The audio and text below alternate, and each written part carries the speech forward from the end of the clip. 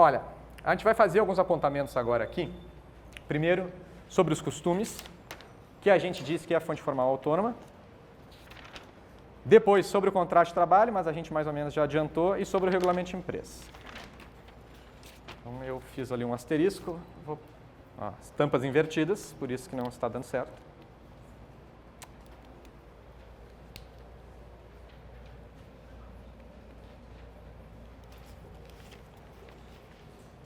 A gente vai falar sobre os chamados usos e costumes. Mas ali a gente falou em costumes só? Pois é. A CLT traz, lá no artigo 8º, falando, a gente vai chegar lá também, sobre as fontes supletivas do direito do trabalho, usos e costumes, como se fosse uma coisa só. Então a gente estuda eles juntos. Vamos lá.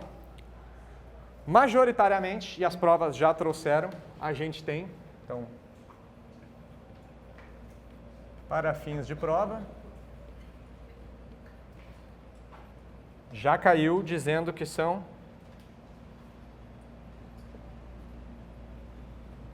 fonte formal e fonte formal autônoma. Só que a questão pode perguntar se usos e costumes são sinônimos. E a resposta é que não. Porque a gente tem o seguinte, o uso é uma prática, vamos pensar assim, não há uma norma escrita sobre determinada situação na relação de trabalho. A gente não tem uma norma coletiva, a gente não tem uma lei. Mas a gente tem uma prática reiterada em determinada localidade. Se a gente tiver essa prática apenas na minha relação aí com a Fiat, ela é um uso. Mas se ela ocorrer de todos os empregados da Fiat, ela é considerada um costume. Então, no âmbito mais restrito, o uso é uma prática habitual no contexto de uma relação jurídica específica.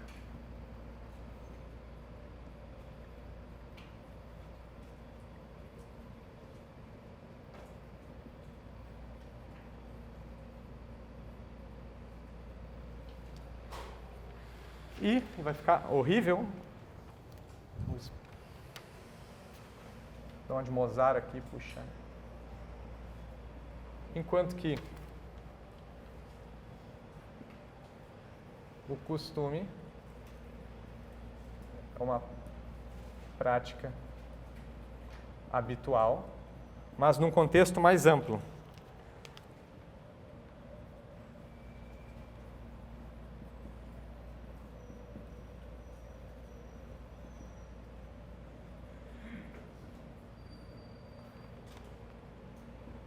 Por exemplo, um contexto mais amplo.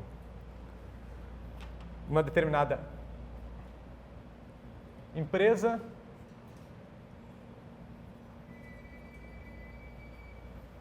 uma determinada região ou uma categoria. Então, aquilo que não está positivado, mas que ocorre normalmente, é comum ocorrer, pode ser uso e pode ser costume. Se só acontece para mim, é uso. Se só acontece para o João, é uso. Se acontece para todo mundo que trabalha aqui na minha região, se acontece para todo mundo que trabalha na minha empresa, se para todos os membros da minha categoria, é um costume.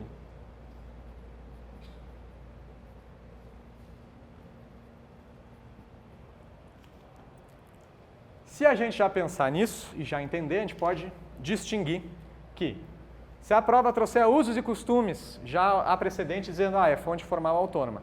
Mas se a gente buscar aquilo que o Godinho estudou, que só é fonte formal se houver generalidade, abstração e imperatividade, só vai ser genérico e abstrato o costume, enquanto que o uso vai ser algo que se relaciona apenas àquela situação específica. Então, para o Godinho,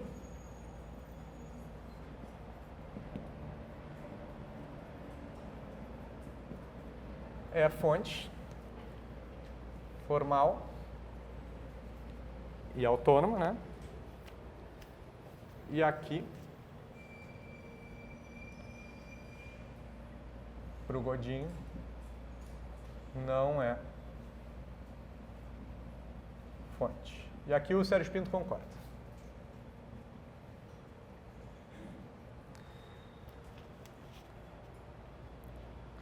O Godinho daí fala o seguinte, para tentar explicar um pouquinho melhor o que seria o costume. Porque, vamos pensar, se é fonte formal, o Godinho está dizendo que é genérico e é abstrato, que ocorre com todo mundo aqui, beleza, mas é também imperativo. Então, se eu começo a trabalhar numa empresa, numa região rural, numa fazenda, enfim, e há um determinado direito concedido aos meus colegas de trabalho. Não está escrito em lugar nenhum, mas todo mundo tem um intervalo de determinado tamanho. Se todo mundo, ao invés de terço de férias, ganha o 50% a mais nas férias, todo mundo tem uma benesse, eu tenho direito a exigir para mim também? Sim, porque se o costume é fonte, ele é ato-regra, ele é genérico, abstrato e imperativo.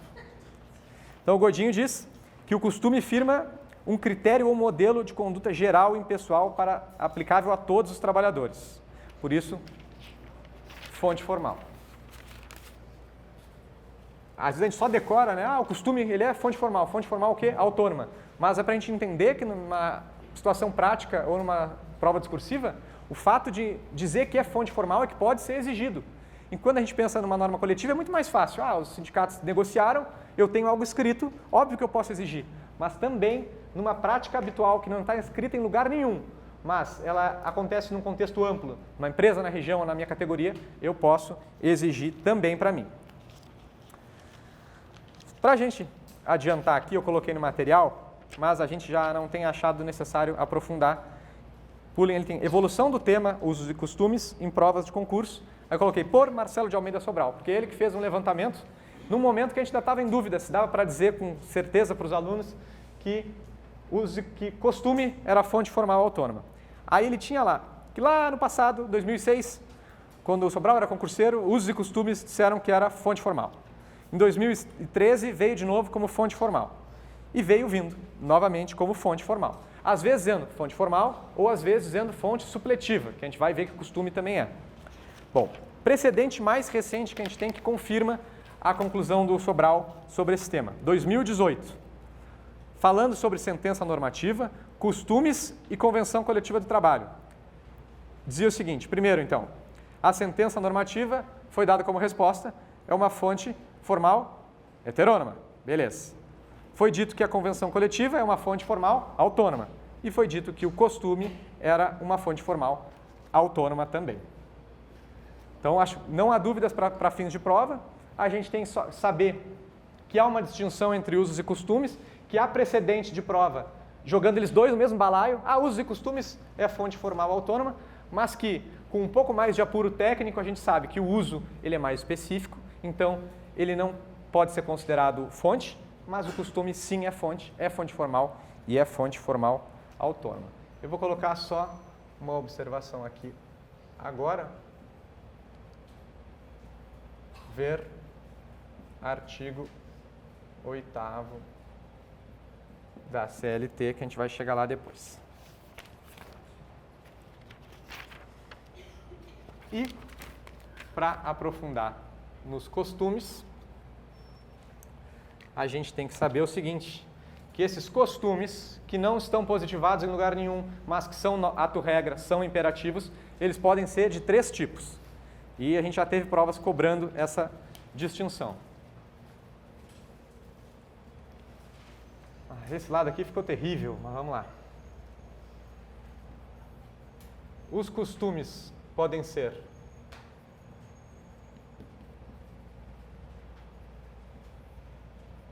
segundo a lei, de acordo com a lei, então em latim, secundum legem.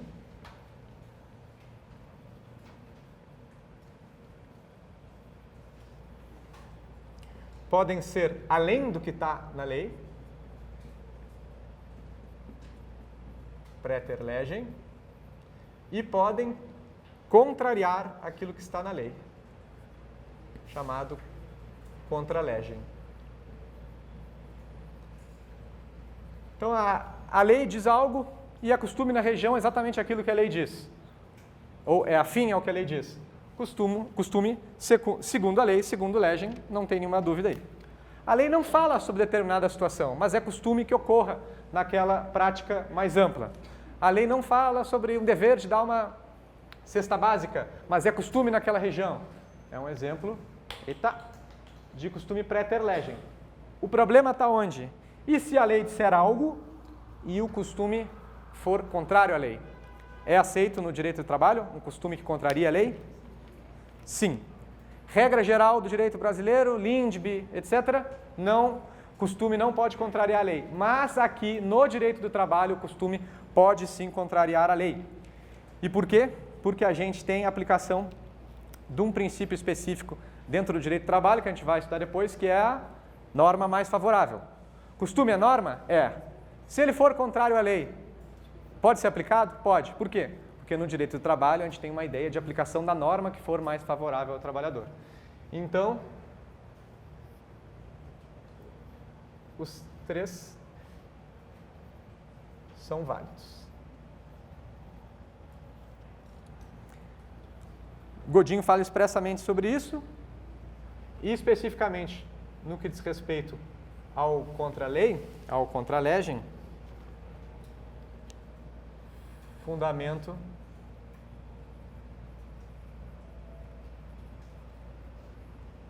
no princípio da norma mais favorável, que é para depois do intervalo.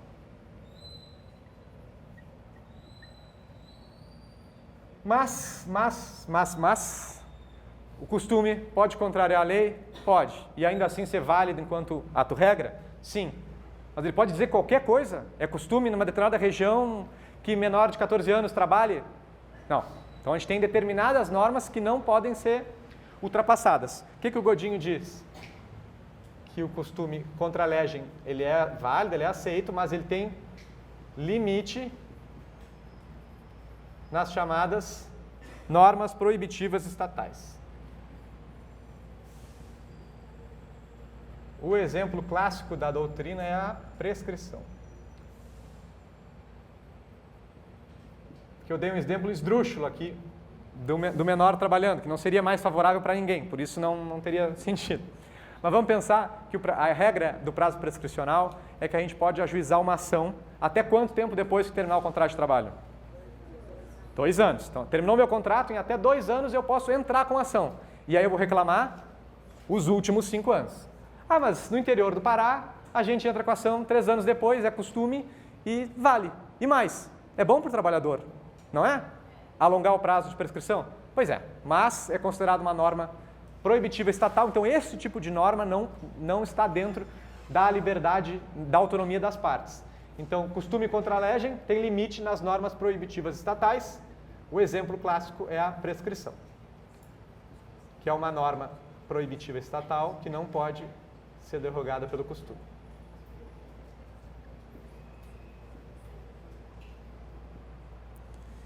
Beleza. E tem horas para ajudar? Beleza. Então, para não ter... Bom. Falamos do costume. Tem um tópico específico aqui do contrato de trabalho. Vamos ver se eu acho que a gente precisa abordar ou se a gente já encerrou ele antes. O Godinho diz que o contrato de trabalho, que a gente botou sim como exemplo de fonte formal autônoma,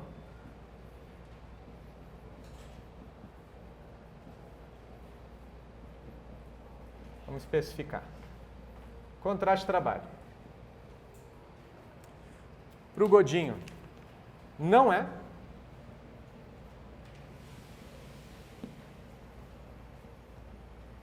Não é fonte. E para o Sérgio Pinto, obviamente que é. O que o Sérgio Pinto diz em relação à ideia de generalidade, abstração e imperatividade? Não diz nada. Ele apenas diz fontes formais autônomas, ACT, CCT, contrato de trabalho. Precedentes de prova que a gente tem também são de que contrato de trabalho é exemplo de fonte formal. E autônoma, porque aí pensando, fui eu e o meu empregador quem construímos o contrato, em tese, né? Então, fonte formal autônoma.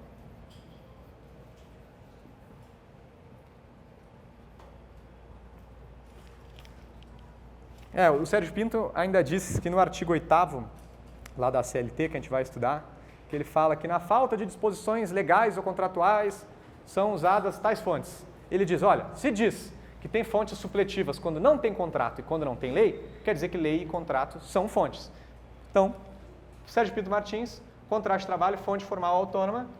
Nossa amiga FCC tem precedentes nesse sentido. É interessante também a gente adiantar o seguinte, o que faz diferença, diz o Godinho, dizer que não é fonte do direito do trabalho? Que a princípio podia ser só um rigor técnico. Ele gosta de classificar as coisas e está dizendo que contrato de trabalho não é fonte. Já me risquei inteiro aqui. Olha, o Godinho diz o seguinte, que se a gente disser que é cláusula contratual, no direito do trabalho, tudo aquilo que é entendido como contrato adere e não pode mais ser revogado. E que, quando a gente fala das fontes do direito, a gente não está falando de normas que aderem para sempre, a gente está dizendo de coisas que podem ser modificadas. Então, o Godinho diz, tem uma distinção sim, porque no momento que eu digo que o contrato é fonte, ele poderia vir a ser modificado, inclusive para prejuízo para o trabalhador. Só que, ao assumir que o contrato de trabalho não é fonte de trabalho, não é fonte do direito do trabalho, o Godinho assume a lógica de que cláusulas contratuais não são fontes e, por isso, aderem para sempre ao contrato do trabalhador. A gente vai estudar isso depois na parte de princípios. Regulamento de empresa, dá para ser aqui também. Mas, repito, a ideia é, contrato de trabalho, fonte formal autônoma. Se a prova fizer essa distinção, que ele não tem generalidade, abstração e imperatividade, aí vocês se liguem, ele está esmiuçando num ponto da doutrina que é o Godinho quem traz. Mas a FCC parece ter adotado o Sérgio Pinto nesse momento. E aí a gente também vai tratar especificadamente do regulamento de empresa. O que a gente já disse até agora sobre o regulamento empresarial? A gente já disse que se ele for bilateral, se tiver a participação dos trabalhadores, ele é uma fonte formal autônoma. E que se ele for imposto, se ele for unilateral, ele é uma fonte formal heterônoma. Bom, o Godinho, em primeiro lugar, ele concorda. Ele diz o seguinte, não, o regulamento de empresa, de fato, ele é genérico, ele diz respeito indistintamente a uma categoria e não a uma relação de trabalho específica. Ele é abstrato, porque ele trata de situações abstratas e não daquilo que aconteceu especificamente, e ele é imperativo. Então, a princípio, o Godinho adianta, é isso aí, é fonte formal. Só que ele diz o seguinte, por mais que doutrinariamente a gente possa reconhecer o regulamento de empresa como fonte, o TST tem precedente entendendo que ele não seria fonte. Aí ele diz o seguinte, então, vou colocar Godinho.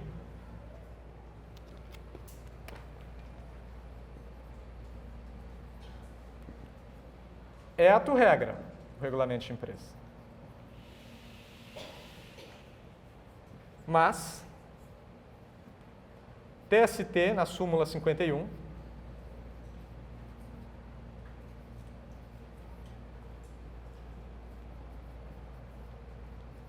entendeu que teria natureza de cláusula contratual.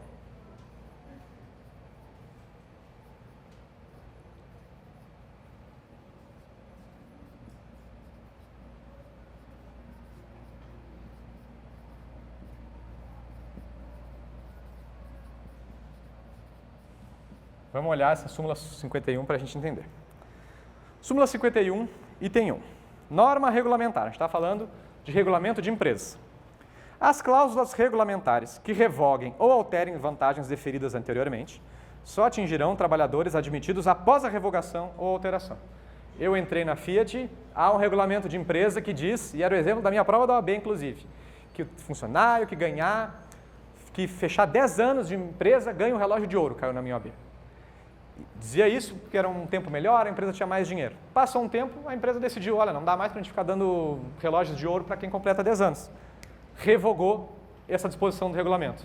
A empresa pode revogar uma disposição do próprio regulamento? Pode. A questão que o TST traz na súmula 51 é, pode revogar, beleza, mas vale para quem? Para quem entrar depois da revogação. Então, quem entrou naquele momento que o regulamento de empresa previa esse direito, teve esse direito aderido no seu contrato de trabalho. Aí o Godin interpreta isso dizendo, ora, se aquilo que está no regulamento de empresa aplicável a mim não pode ser alterado ao meu respeito, está aderindo ao meu contrato. Se adere ao meu contrato, tem natureza de cláusula contratual. Se é contrato, se é cláusula contratual, diz respeito a mim, não é genérico, não é abstrato, apesar de ser imperativo. Então o Godin está dizendo, olha, o regulamento de empresa, de fato, é ato-regra e é fonte. Mas o TST, na súmula 51, já disse que ele tem natureza de cláusula contratual e, se assim entende, se é cláusula contratual, não é ato-regra.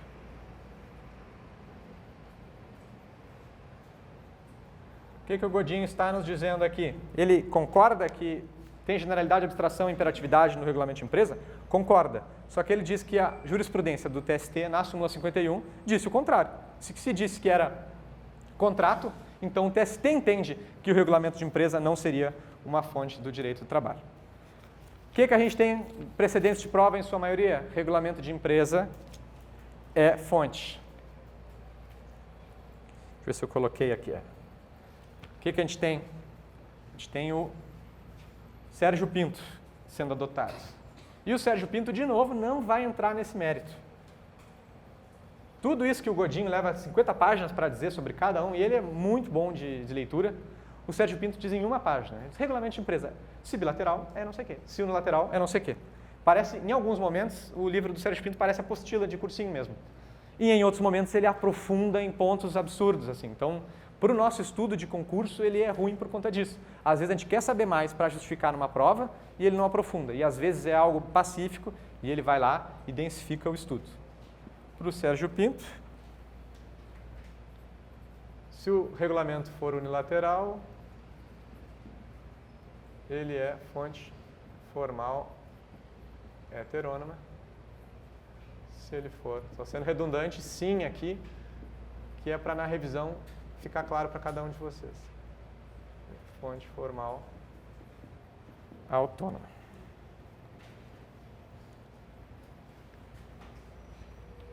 E o que eu acho mais legal é que o Godinho faz toda essa construção, né? O contrato não é fonte e o regulamento é. Mas o TST diz que o regulamento é contrato. Então, o regulamento, fonte não é. O Sérgio Pinto só diz. Fonte formal, se for unilateral, é heterônima. Fonte formal autônoma se for bilateral. E depois ele acrescenta. E o regulamento de empresa adere ao contrato de trabalho.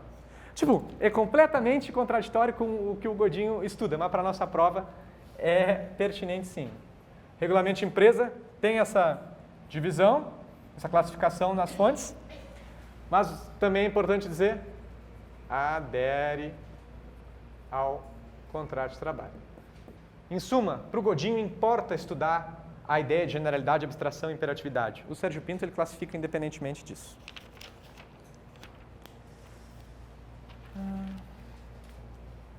Espacinho aqui.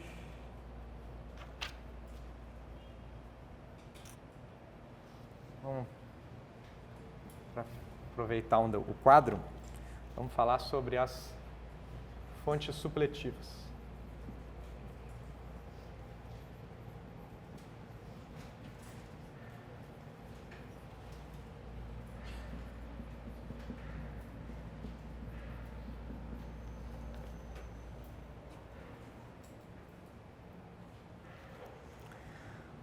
Bom, quem tiver aí com o material, abra no material, página 7. Quem não tiver, pode abrir a CLT. Artigo 8º. As autoridades administrativas e a Justiça do Trabalho. Então, já vamos mais ou menos montando aqui. As autoridades administrativas e a Justiça do Trabalho. Na falta de disposições legais ou contratuais. Se não há lei, se não há contrato dizendo respeito, a gente pode dizer que há lacuna. Então, a autoridade administrativa e a Justiça do Trabalho, na lacuna da lei e do contrato. Não tem lei, não tem contrato dizendo a respeito. decidirão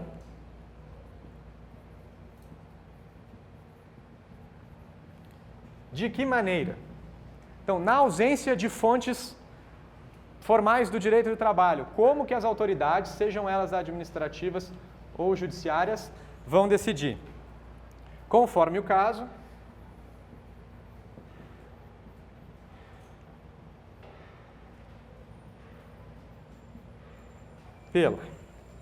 Isso cai bastante.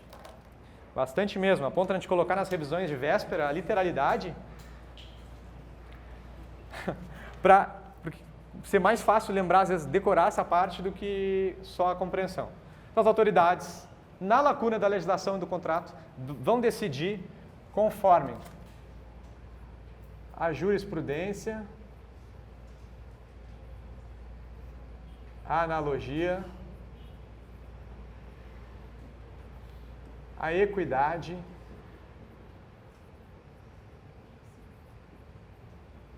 os princípios gerais do direito, especialmente os do direito do trabalho,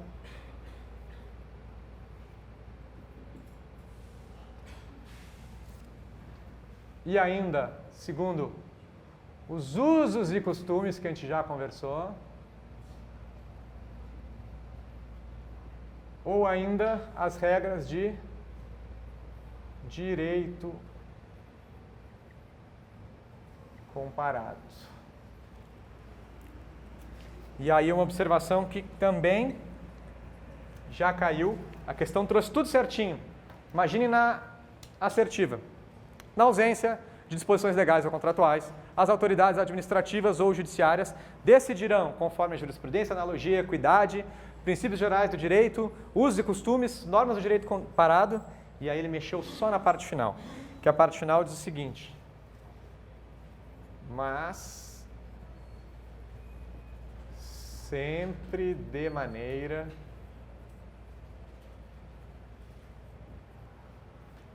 que nenhum interesse de classe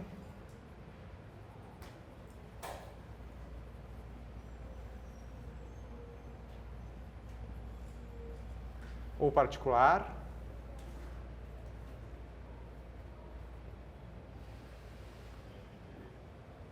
mas sempre de maneira que nenhum interesse de classe ou particular prevaleça sobre o interesse público.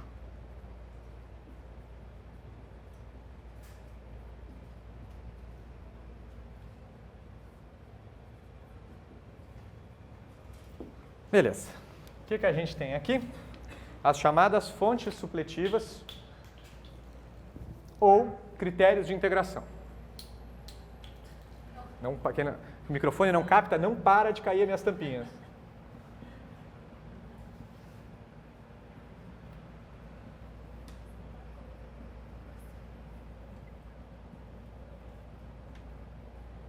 Bom. Primeiro ponto, então, é que a gente tem que ter essa literalidade, porque a prova pode vir largar essa expressão completa. Ela também pode dizer são fontes supletivas do direito do trabalho e brincar com essas coisas. Ela pode trazer expressões que não estão nesse rol, enfim. O que eu acho mais importante aqui? Além de entender que a expressão fonte supletiva quer dizer aquilo que preenche a lacuna. Lacuna do quê? Da lei ou do contrato. Lembrar que a jurisprudência, analogia, equidade, princípios, usos e costumes e regras do direito comparado. Quem usa aquele site de resolução de questões de concursos que também não me patrocina para fazer propaganda para eles, qualquer um deles, tem o pessoal fazendo mnemônico lá, o mnemônico que eles usam e que eu uso também já é PUC, aí de usos e costumes, direito. Ah, que bobagem, quero ser... Enfim, faço concurso para magistratura, você é auxiliar de juiz, estou fazendo mnemônico para decorar algo tão simples. O concursinho, ele está exigindo isso da gente ultimamente. Então, né, o Sobral, ele usa muito pouco mnemônico e eu acho louvável e funciona muito bem para pessoas que estudam da maneira que ele estuda, no jeito que ele faz.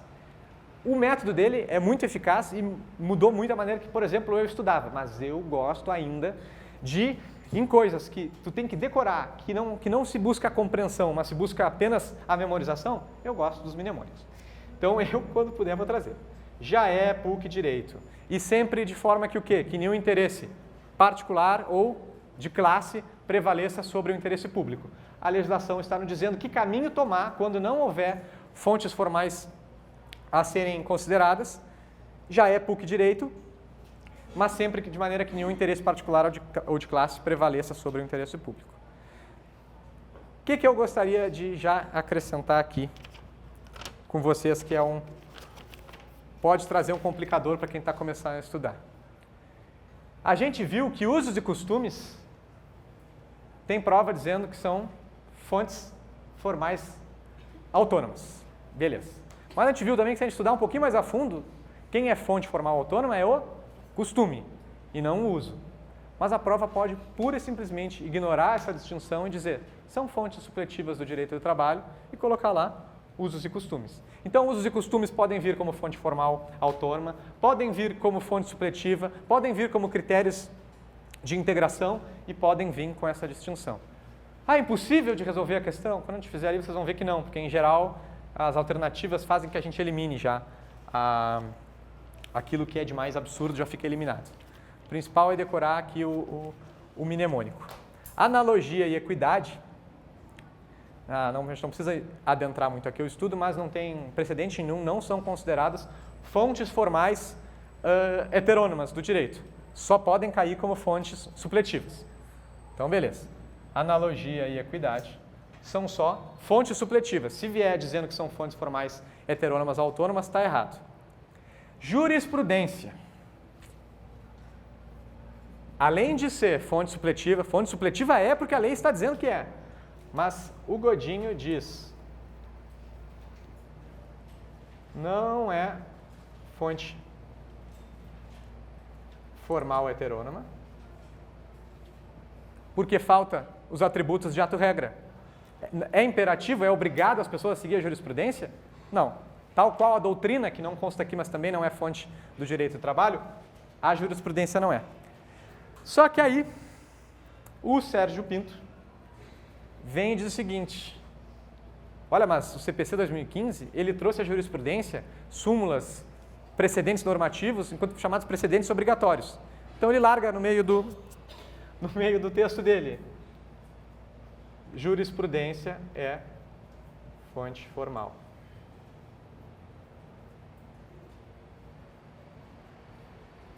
O que já caiu em prova? Que jurisprudência é fonte supletiva. Não caiu nunca dizendo que é fonte formal, até porque é uma cobrança nova, essa ideia aqui do CPC 2015, e a gente tem essa distinção. Minha sugestão, jurisprudência, lá no artigo 8º, é fonte supletiva. Tem uma briga aí na doutrina para saber se é fonte formal ou não, pendendo para o Maurício Godinho Delgado, que ainda é uma referência maior que o Sérgio Pinto. Mas a gente vai avaliar as demais assertivas para concluir. Outro problema, princípios gerais. Princípios são fonte supletiva por expressa determinação da CLT. E o Sérgio Pinto, em vários trechos, diz, e é isso aí, princípios não são fontes do direito do trabalho, porque princípios, eles dão fundamento para as normas, fica numa doutrina já ultrapassada, dizendo que, Sérgio Pinto, princípios seriam só fontes supletivas. Mas, vem o Godinho e diz, modernamente, na doutrina contemporânea, a gente diz que há um gênero norma, que tem regras e princípios. Ou seja, que os princípios têm também força normativa. O Godinho diz que, além de serem fontes supletivas, que são fontes formais heterônomas. Bom, usos e costumes a gente já conversou. Direito comparado também vai ser só como fonte supletiva, não vai ter uma aplicação direta no direito brasileiro. E é isso. Horrível? Horrívelzinho? Ótimo, tinha me esquecido. Não, a súmula vinculante, aí sim, o Sérgio Pinto nem cita, mas a gente acrescenta que se vier é como fonte formal heterônima. Pode colocar essa observação. Então, vamos acrescentar até no rol aqui das fontes formais heterônomas. E vocês vão lembrar de mim que a gente acrescentou no fim, porque é uma construção nova. E pessoal do online, eu estou caminhando mesmo, me perdoe. Então, do material. Súmulas e OJs, o Godinho diz que não são fonte do direito, mas só fontes supletivas. Sérgio Pinto diz que são fontes por conta da CPC 2015. A gente tem que lembrar da observação da colega que está no material aqui, que a súmula vinculante é fonte formal heterônoma, e que não é um assunto para agora, mas está lá no artigo, parágrafos do artigo 8º, que é esse aqui das fontes supletivas, a seguinte observação. Súmulas e outros enunciados de jurisprudência do TST e dos TRTs não poderão restringir direitos legalmente previstos, nem criar obrigações que não estejam previstas em lei. Não é necessariamente um ponto nosso da matéria agora, mas para as provas que estão vindo é interessante lembrar. No artigo 8º a gente tem as fontes supletivas e tem a observação que as fontes ACT e CCT não podem criar obrigações que não estejam previstas na lei, nem restringir direitos legalmente previstos. O que a reforma trabalhista veio a fazer? Tirar do âmbito dos tribunais a possibilidade de restringir direitos, de criar obrigações. Analogia e equidade não são fontes formais do direito, mas fontes supletivas. Princípios, para o Maurício Godinho, são fontes formais. Por Sérgio Pinto, não são fontes, mas apenas formas de interpretação. Doutrina não é fonte do direito. E a gente faz... Deixa eu ver. Não, vamos seguir. Vou apagar o outro lado ali, Roberto. É bom. Vou tirar a foto também.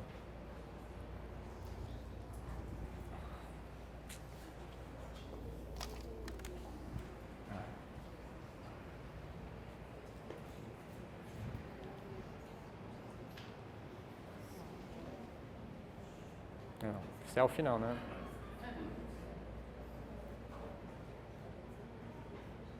Claro que o professor Sobral tem um iPhone, né? Daí não dá para comparar com... O que foi?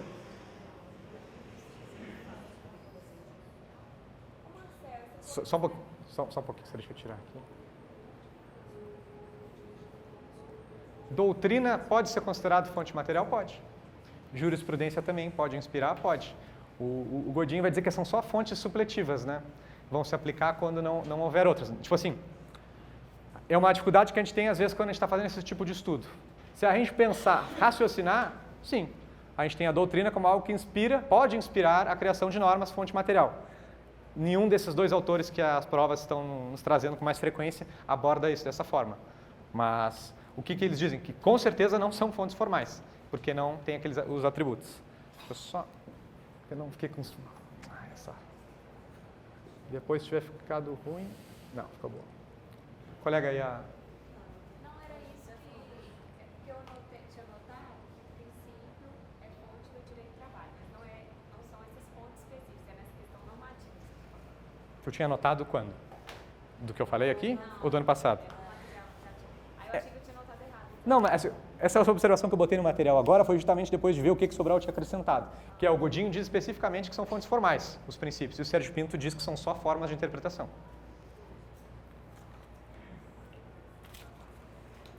Tirei já. Vou pegar um tópico menor antes do intervalo.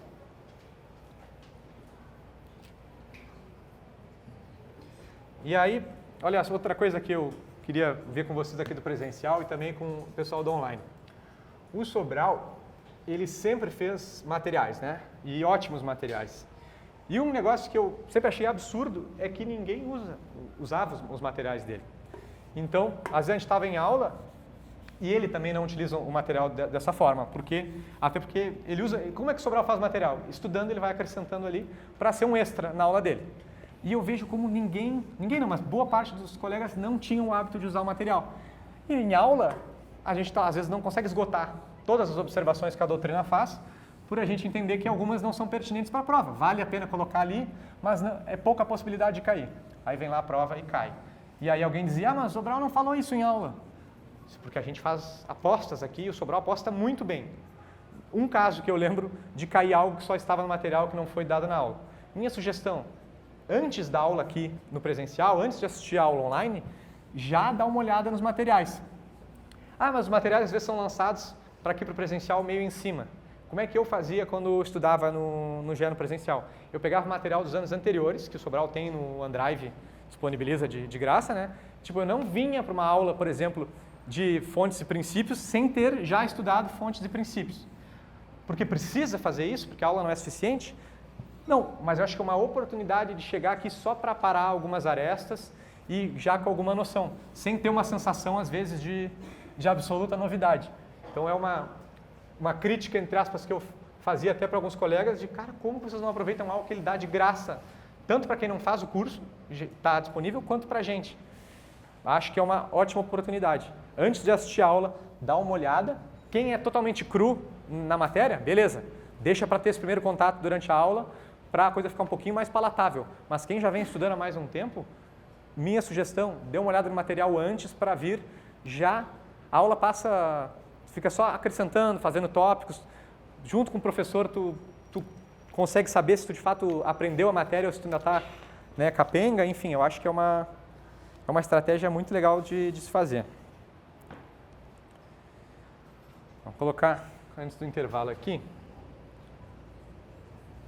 a seguinte observação. Artigo 8º.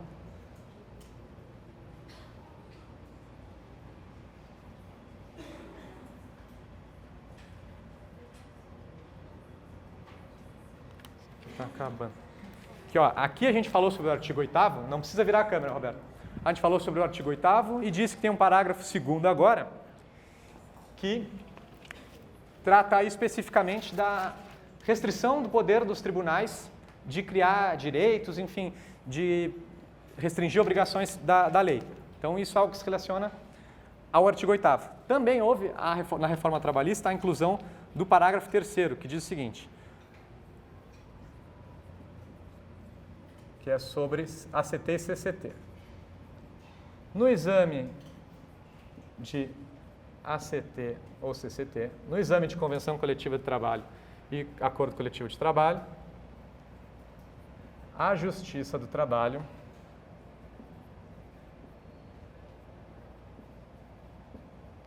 analisará exclusivamente o quê?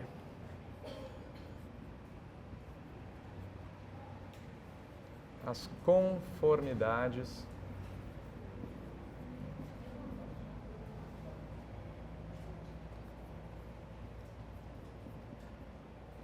dos elementos essenciais do negócio jurídico.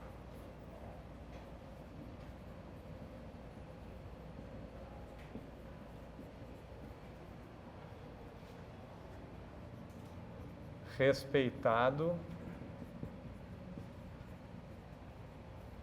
o artigo 104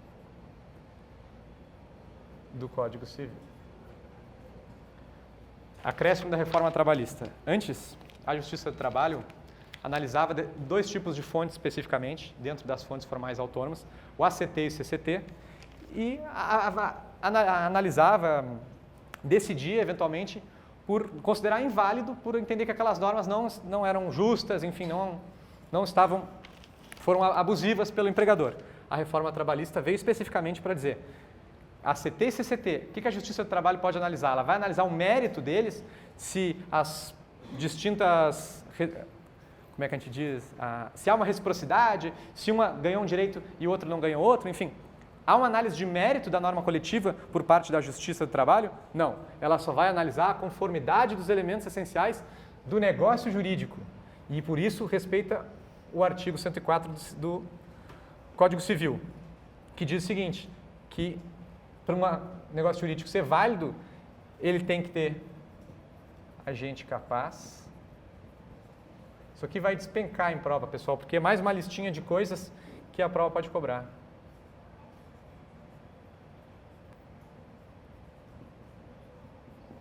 objeto lícito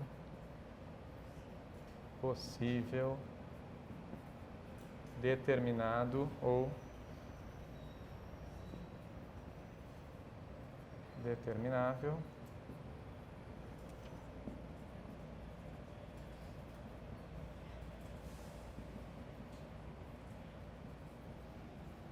forma prescrita ou não defesa em lei. Então, ACT e CCT, a Justiça do Trabalho pode analisar um espectro amplo do conteúdo do acordo? Não. Ela só vai analisar o quê? Os elementos essenciais do negócio jurídico, que estão no Código Civil, que são agente capaz, objeto lícito possível, determinado ou determinável, e se a forma prescrita ou não defesa em lei. Artigo 104 do Código Civil. Oh, mas não sei como não entendeu, está tão maravilhoso. Do Código Civil de 2002. E, por fim, esse ponto. A Justiça do Trabalho balizará a sua atuação pelo princípio da intervenção mínima na autonomia da vontade coletiva.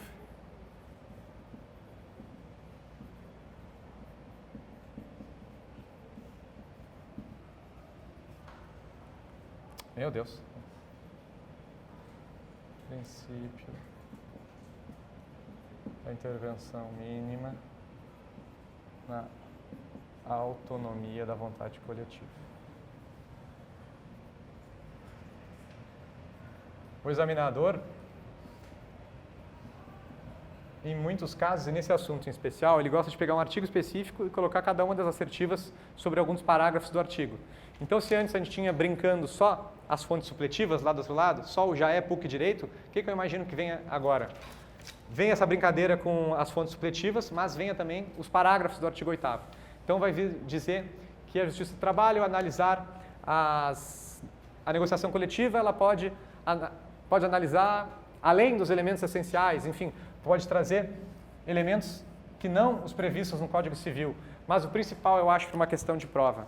Confundir isso daqui, que a atuação agora da Justiça do Trabalho, ela deve respeitar um princípio novo dentro da CLT, que é o princípio da intervenção mínima na autonomia da vontade coletiva, que é basicamente o legislador dizendo, Justiça do Trabalho, quando há uma norma coletiva, houve a vontade dos entes coletivos, dos sindicatos.